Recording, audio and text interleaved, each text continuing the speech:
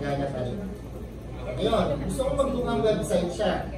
So, hindi natin na add application.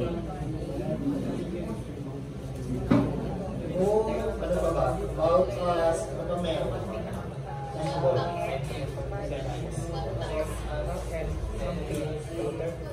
Magbibigay yan, i-update niyo yung code. Mapupunta dito, yun. O, about, at saka dashboard. Ibig sabihin, magkakaroon na yung tab. Kung ano website.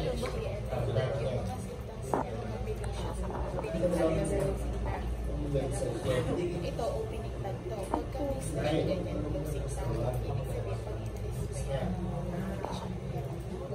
Iiwalay na lagi yan. Kasi pinag-iwalay na lagi kanina. Dito lang. Refresh. Isa na. Gagawin sa kabihan. Gagawin. Ayos ba? Ngayon, may ganyan na, di ba? Ang meron ngayon dyan, nag-insert siya ng data randomly.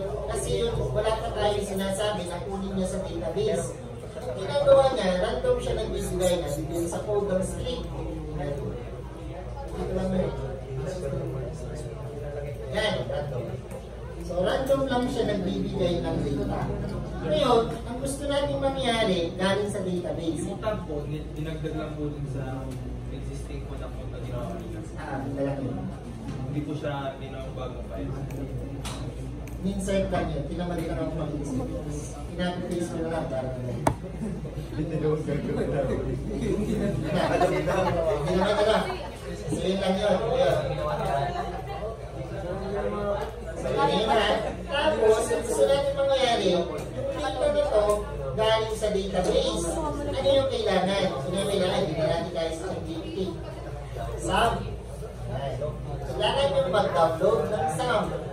So SAM, download niyo para sa inyo. Kung yan yung Linux o Superman.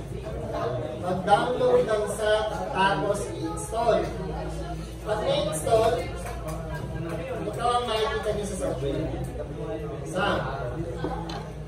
Sige, mag-install muna para sa may sabaw.